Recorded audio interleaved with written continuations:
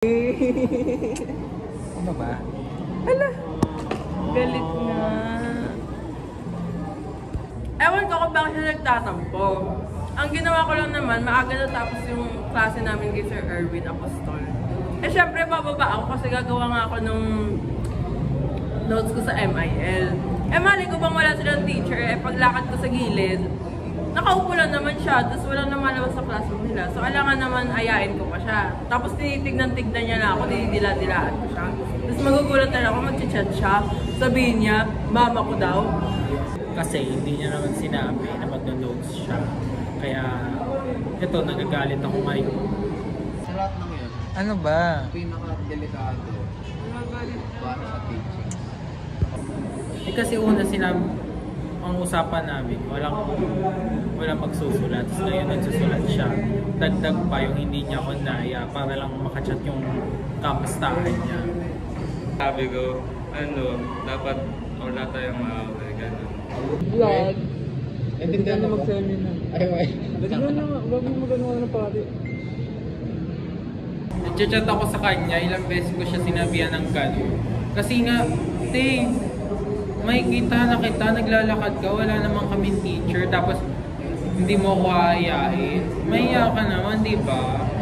Parang mapaisip ka, malaya ba talaga tayo or malawak lang ang kulungan? Eh di buksan mo yung kulungan. Alapit mo. Kasi ito pa, una pa lang, bago pa lang magpasok ka ng second sem, sabi niya hindi siya magsusulat ng MIL kasi daw ganyan-ganyan tinatamad siya. Tapos ngayon naman, sabi ko naman, sige ako hindi rin ako magno-notes ako. Tapos ngayon naman, hindi ako nagno-notes, siya yung nagno-notes. Anong klaseng usapan yun? Hindi sana wala nang usapan na nangyayari sa pamilyang to. Wala nga kasi unexpected, may aso lang dun sa... Hindi siguro naman may nag-video na ng bangkay. Ewan, umalis na ako after. Hindi ko na kinaya. Sumabog yung ulo. Paano mo nakita sumabog? Kasi natulala. Siya, di ba nakapila ka? Wala kang nalas na. Ay, hindi alam nun. Nasa labas ka ng ano. Tapos nagulat ako. Sinabi sa aso sa harapan ko, sa harap ko ba? Nasagasaan nung niya, una katawan niya, tapos biglang umanin sa ulo niya. Yok! Ay, hindi natalsikan yung iba. Hindi, natulaw mo nga ako kasi Wala silang awa, pumatay sila nung tapos tinignan ng lahat ng tao. Duwi dapat. Wala akong marinig.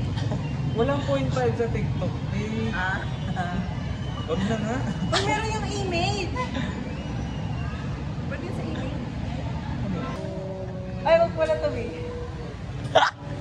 Bakit pare? Ano yung jowa mo? Yung ba? Yung introvert siya?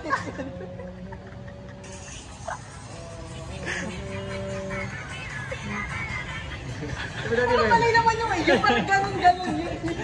Isang ganun.